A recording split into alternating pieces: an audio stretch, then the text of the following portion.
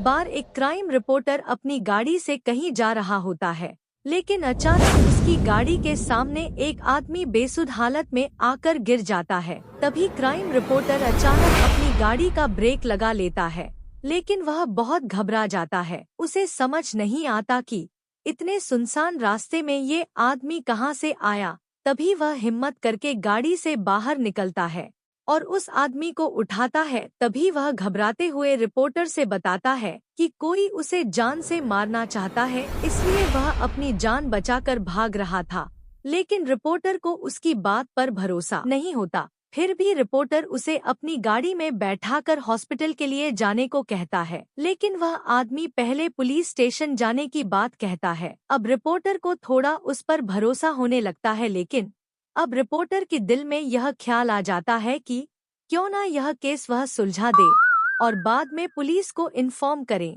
और यही रिपोर्टर की सबसे बड़ी गलती होती है, जो कि एक नए अध्याय की शुरुआत करती है। अब तक रिपोर्टर को उस इंसान पर पूरा भरोसा हो चुका होता है और वह उसकी बातों में आ जाता है। वह इंसान एक हॉस्पिटल का नाम बताता है और कहता है वहाँ के एक डॉक्टर को वह जानता है और उसके पास जाने की जिद करता है। तभी रिपोर्टर उसकी बात मानकर उसे वहाँ ले जाता है। हॉस्पिटल पहुंचकर उन्हें पता चलता है कि डॉक्टर तो आज छुट्टी पर है और वह अपने घर में ही होंगे। तभी वह इंसान रिपोर्टर कहता है कि डॉक्टर से घर जाकर मिलते हैं। रिपोर्टर के मना करने के बावजूद भी वह उसे चलने को मना लेता है।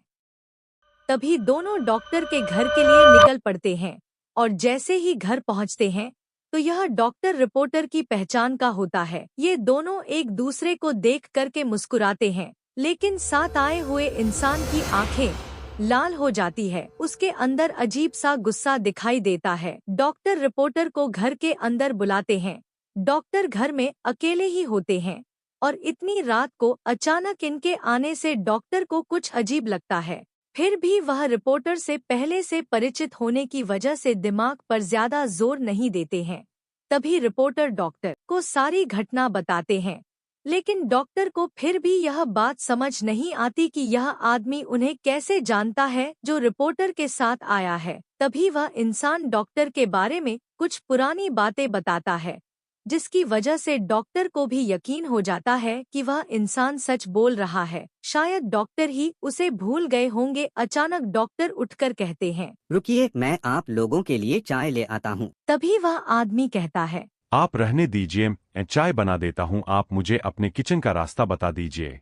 लेकिन डॉक्टर को यह अनुचित लगता है तो वह उसे मना करते हैं, लेकिन वह इंसान काफी जिद करने लगता है तो डॉक्टर को मजबूरी में उसे किचन तक ले जाना पड़ता है और डॉक्टर उसे चाय का सामान देते हैं और बाहर चले जाते हैं। तभी वह आदमी गैस का रेगुलेटर ऑन करके किचन की सारी खिड़कियां बंद कर देता है और थोड़ी देर बाद डॉक्टर को आवाज देता है कि आपका लाइटर नहीं चल रहा।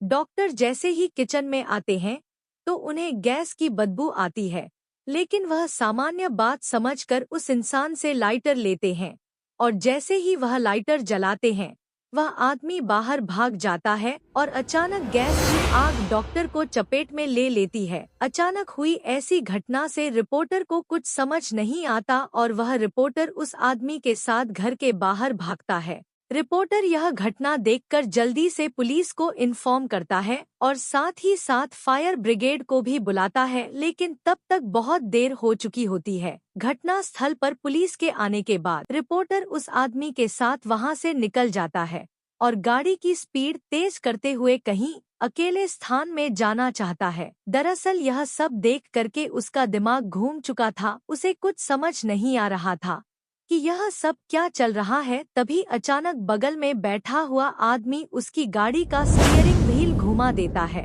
और गाड़ी रोड के किनारे एक खाई में चली जाती है। गाड़ी का इतना जबरदस्त एक्सीडेंट होने के बाद दोनों की हालत बहुत बुरी हो जाती है। दोनों खून से लथपथ दिखाई देते हैं।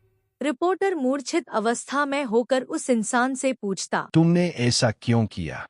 तभी वह इंसान जोर जोर से हंसने लगता है और रिपोर्टर से कहता है, मेरा सोनू सो गया।